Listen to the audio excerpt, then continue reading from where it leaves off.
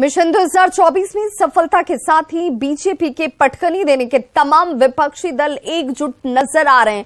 ऐसे में झारखंड में लोकसभा की 14 सीट काफी महत्वपूर्ण हो जाती है। अब इन सीटों पर कांग्रेस ने अपनी तरफ से एक बड़ा दावा सामने रख दिया है। कांग्रेस के प्रदेश कार्यकारी अध्यक्ष हैं बंधु तिर्की। उन्होंने झारखंड की 14 में से 9 सीटों पर कांग्रेस का दावा ठोका है। उन्होंने कहा है कि 9 सीट कांग्रेस का अधिकार है और हर हाल में कांग्रेस 9 सीट पर चुनाव लड़ेगी।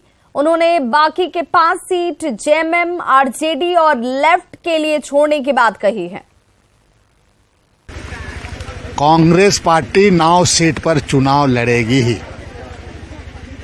हम 9 सीट पर, हम दावेदारी नहीं कर रहे हैं, हम 9 सीट पर लड़ेंगे, वो मेरा अधिकार बनता है, दावेदारी की बात नहीं कह रहे हैं। यस, और हमारे पास कैंडिडेट, अब कोई बोलेगा कैंडिडेट है नहीं है, वो सारे चीजों पर उस पर काम चल रहा है। बहुत सारा रणनीति के तहत हो रहा है बातचीत पूरा इधर आगे।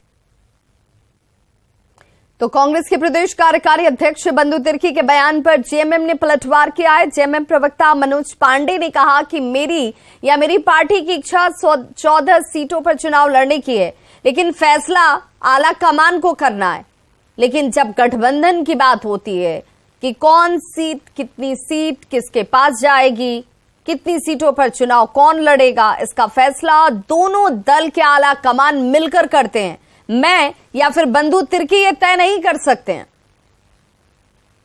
न बंधु तिर्की जी अपने पार्टी के आला कमान है, न मैं अपनी पार्टी का आला कमान हूं। जहां तक कार्यकर्ता की भावनाओं की बात है, तो हम लोग की पार्टी के सभी कार्यकर्ता, चाहे मेरी भी इच्छा होती है कि हमारी पार्टी 14 सीट पर लड़े, और जनाधार भी है। ऐसा थोड़े हम लोग हवा में बात करते हैं, लेकिन गठबंधन धर्म होता है कुछ, और उस गठबंधन धर्म के तहत ही कुछ बातें बोलनी चाहिए किसी को भी, मुझे चाहे बंधु जी को। तो ये सब बातें अपने हम पार्टी सुप्रीमो पर हम लोग छोड़ें तो बेहतर हो। राजधानी रांची सहित प्रदेश भर में बांग्लादेशी घुसपैठ को लेकर स्पेशल ब्रांच ने अलर्ट जारी किया, जिसके बाद सभी जिलों के डीसी के अलर्ट उन्हें जारी कर दिया गया है। सभी डीसी अलर्ट मोड पर भी हैं। वहीं रांची जिला प्रशासन भी इसे लेकर गंभीर नजर आ रहा है।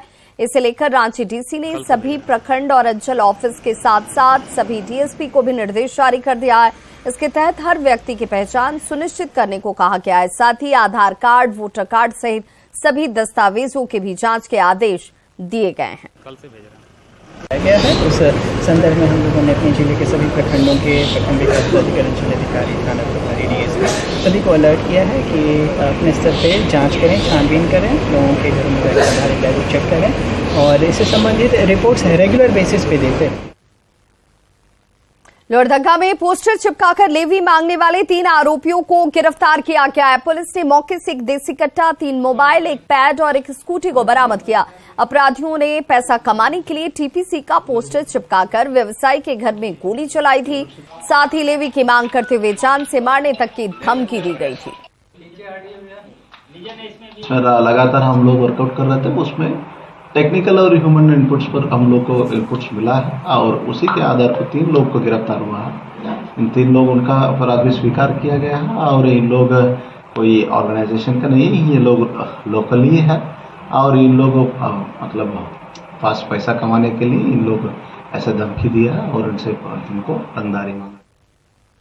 रांची के बेड़ो में 3 करोड़ 30 लाख की लागत से बन रहा मॉडल स्कूल पिछले 8 साल से अधूरा ही पड़ा हुआ है।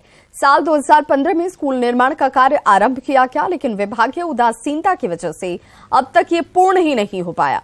जहां मॉडल स्कूल का नया भवन होना चाहिए था, वहां आज अधूरा और खंडहर नुमा ये भवन आपको नजर आएगा। स्कूल निर्माण के लिए लाए गए एक ट्रक टाइल्स की चोरी की जा चुकी है।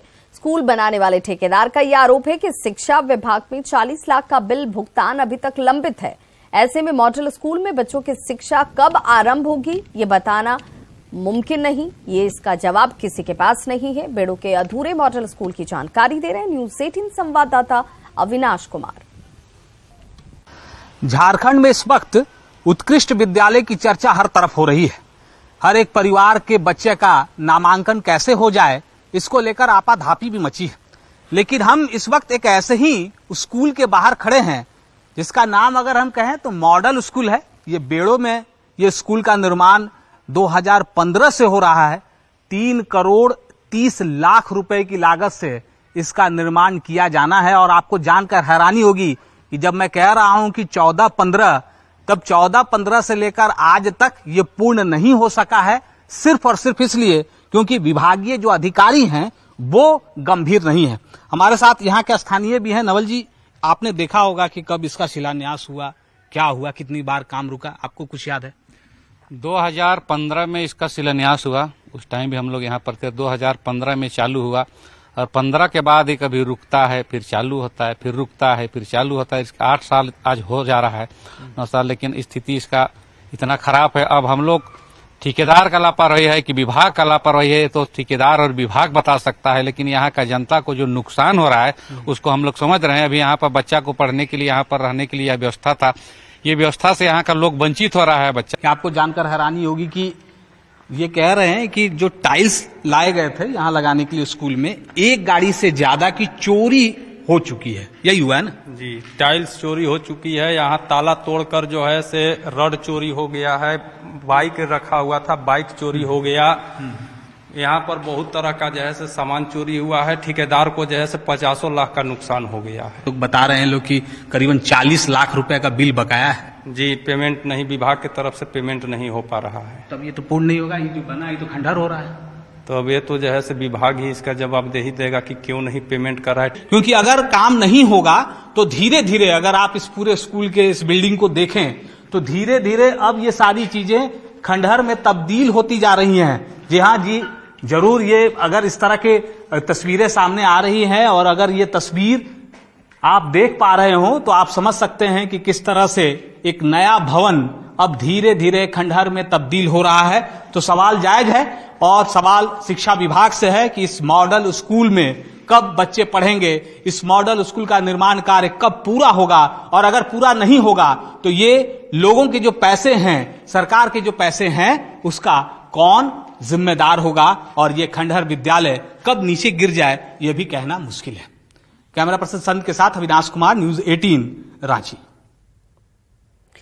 बोकारो की चास में रामरुद्र +2 उच्च विद्यालय को स्कूल ऑफ एक्सीलेंस घोषित किया गया है, जहां हर साल कक्षा 9 में 700 से अधिक छात्रों का नामांकन होता रहा है, लेकिन इस बार मात्र 80 छात्रों का ही नामांकन हो पाएगा।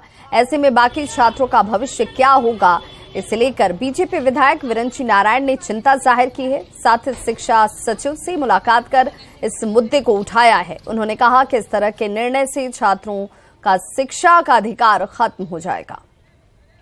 कि आप सिर्फ 80 बच्चों का चयन करेंगे, लेकिन आप आंकड़ा देखिए तो हर साल वहाँ 700 से 750 बच्चे 9वीं क्लास में नामांकन करते हैं।